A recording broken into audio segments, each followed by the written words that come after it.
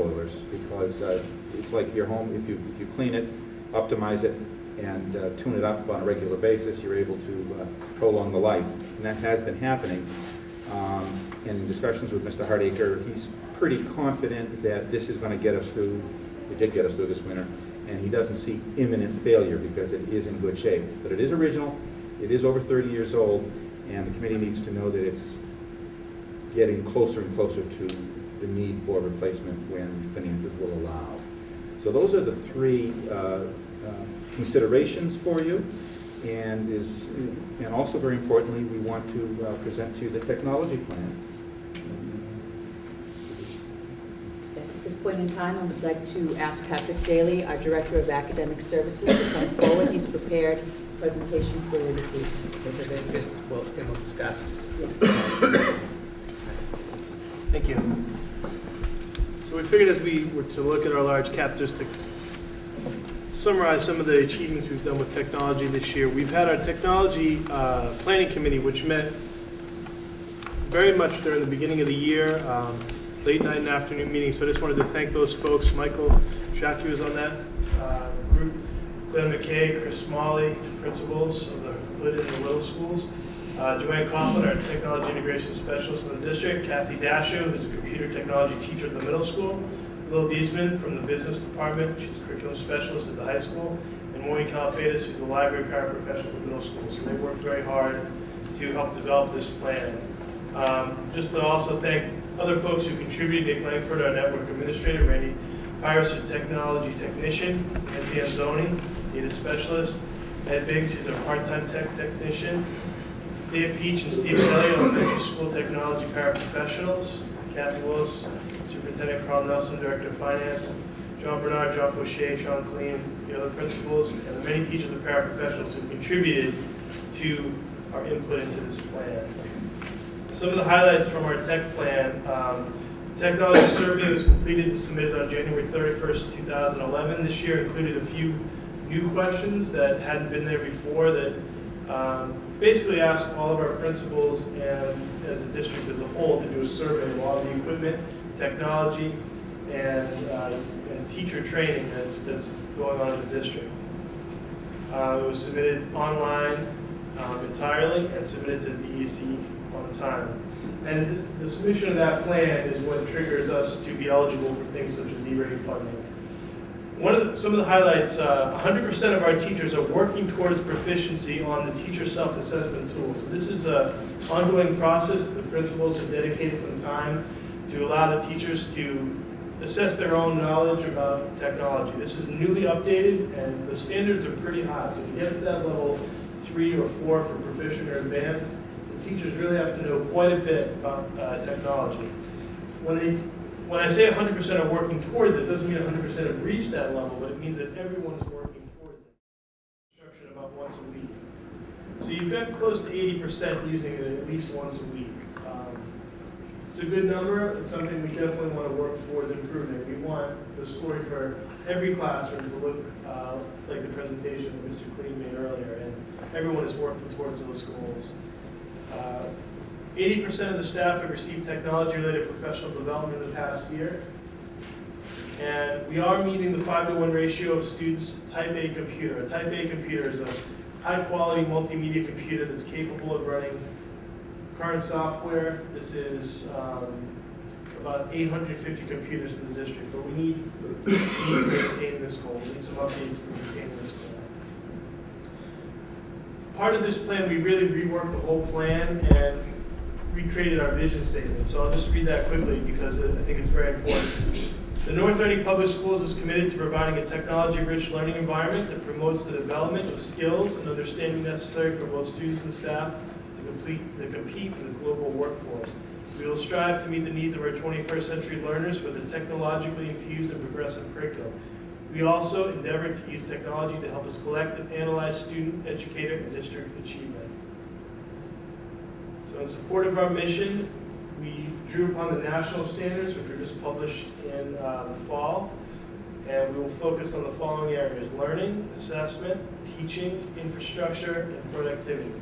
So we took the national standard definitions, incorporated with a lot of ideas that were shared at our tech planning group, Learning, really looking at to change the learning process so that it's more engaging and tailored to students' needs and interests. We need to develop technology benchmarks for students at grades 4, 8, and 12. We currently have benchmarks at grade 8. I was able to give data on that, but we really don't have them for 4, 8, and 12. So we're going to work to develop what those benchmarks are, what every student should know and be able to do at the end of those grades. We look to develop computer programming courses at the high school. We have had these in our course catalog. They will be offered again starting in the fall, some of these programming courses, and trying to get students at all grade levels involved. I mean, there's all sorts of opportunities. A lot of the future for a lot of our students is in computer programming. The sciences, computer science programs are really avenues for students to explore. So to get them engaged at a young age is the goal. Explore and pilot one-to-one learning opportunities for students. One-to-one learning would be one student with one computer, mobile device. Explore interactive computer-based learning modules for reteaching and extended learning opportunities. So we are using this in some capacities at the high school. We have student transfer students who are able to take a course in, say, Latin, something that we don't offer at our school. We also offer, in the past and in the future, opportunities to recover credits, possibly to do some intervention work if a student has trouble with biology, to have some software that they can go home and do a virtual lab, or look at some software lessons, take some practice quizzes. So we're really exploring that right now. We'd love to develop a media production course at the high school level, television production, and to increase the use of video as a learning tool through K-12. Explore opportunities for interactive hybrid classrooms through Moodle, Google, and Edline. Moodle is similar to a Blackboard at the higher ed level if you use that. It's a free program that allows teachers to create a classroom with, they can post work, they can do interactive homework assignments, discussions, chats, those kind of things. Google, we've adopted Google Apps for the district, and we're currently working to provide training for teachers to use things such as Google Docs, where they can post one document and have many students collaborate and work on that document. It also allows teachers and students to create websites. And it's all in a controlled environment that the North Reading Public Schools is able to monitor the development of those sites and those applications. And Edline is our program for middle school and high school students. We're piloting it for the middle school. This website allows parents to not only see students' grades, but it's also an interactive website where parents and students can check homework assignments, calendars, and links to websites. So we're really working a lot with the teachers to make that site truly interactive. And finally, to expand opportunities for student-driven, engaging practices, including the Wii, smartboards, and other interactive mediums. And this, in the background there is an example of students using a Wii in a classroom where one student has a controller, they're doing a dance program, and then you've sort of got a whole group of people behind you joining along. So that's been piloted in several of our phys ed classrooms at all grade levels. Assessment, measuring student progress on the full range of college and career-ready standards and use real-time data for continuous improvement. So again, developing those benchmark assessments at all grades, incorporating a systematic assessment tool for providing real-time data and analysis and intervention. We're looking at some technology opportunities where teachers can give a quiz or a test. It goes into a central database. Teachers at other schools can see how people did. At the district level, we can see how they did. And most importantly, the more we use technology, the more time we're able to devote to the analysis of that data, as opposed to just teachers taking the time to correct and score. This can all be centralized, and we can start analyzing the data to identify areas of weakness where we need to reteach or focus instruction in the future. Creating some projects specifically for these benchmark assessments. We have a lot of great ideas about what a culminating sort of a capstone project, maybe grades 4, 8, and 12, would look like, where we could assess the students' proficiency with technology at that level, and measure their progress in all classes through the creation of rubrics and assessments of technology skill. Again, this shouldn't be something that is just a technology class. This is every classroom using technology and how to assess that problem. So teaching, connecting our teachers to the tools, resources, experts, and peers they need to be highly effective and supported. Support the integration and facilitate the use of technology throughout our professional learning community. So We're looking to offer lots of professional development and continue website design in Google, Edline, SharePoint, which we're continuing to support. Smartboard, beginner and advanced classes. Many of our teachers are new to Smartboard, so we have our beginner courses, but all the time teachers are coming and looking for that next way to use the technology and make sure students are interacting with it. So we're offering advanced courses. Web 2.0 tools using blogs, wikis, podcasts, and creating the interactive classroom. Integrating mobile devices such as iPads into the classroom. This will be something that, as we're looking at this in the future with mobile learning, we need to start having the teachers out there getting trained in how these devices could be used to enhance instruction, because that's really the first step. Using video to enhance instruction, learning, and assessment. And lots of times where teachers are training other teachers and sharing their best practices.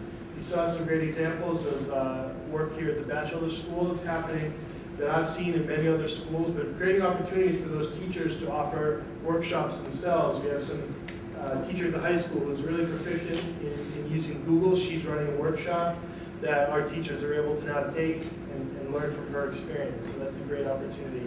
And finally, again, using those engaging classroom practices, including the we and interactive mediums to improve student achievement. So these are our goals for the teachers, to learn how to use these technologies in their classroom.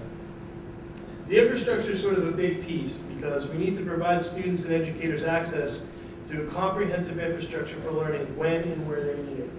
So one of the big steps that I've asked to be involved with, I know that the town has discussed having a technology team, and I think that I would like to be a part of that if it's possible, to really look about what some of our options are for wireless throughout the town. I know that some of the other towns that have instituted a one-to-one program, you need to consider what about the student who doesn't have internet at home, never mind having wireless at home.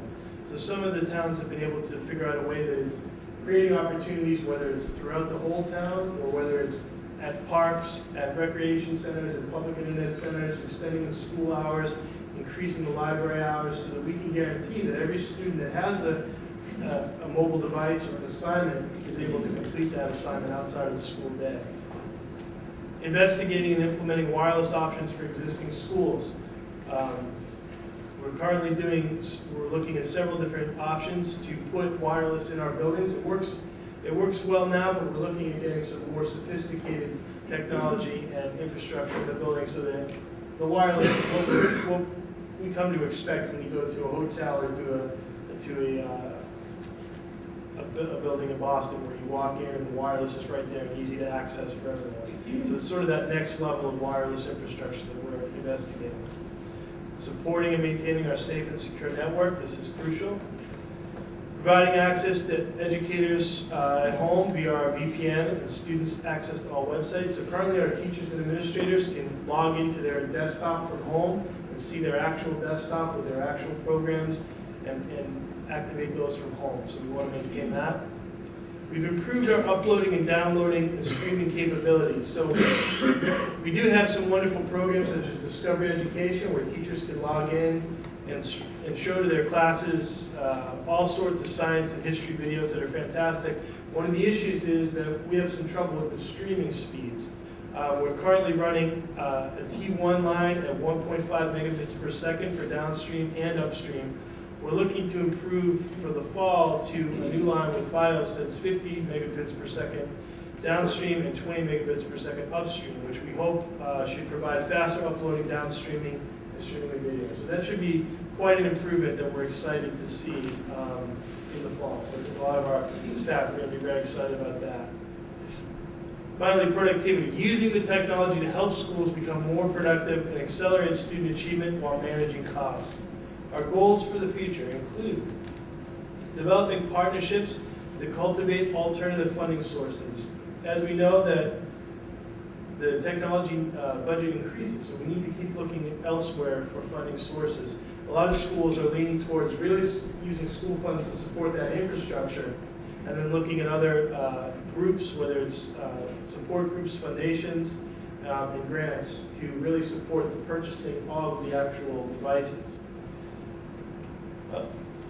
Continue our 3-year replacement cycle for existing desktop computers to support existing needs. So as part of our large cap purchase, we will look to replace computers at all 3 levels. In the past,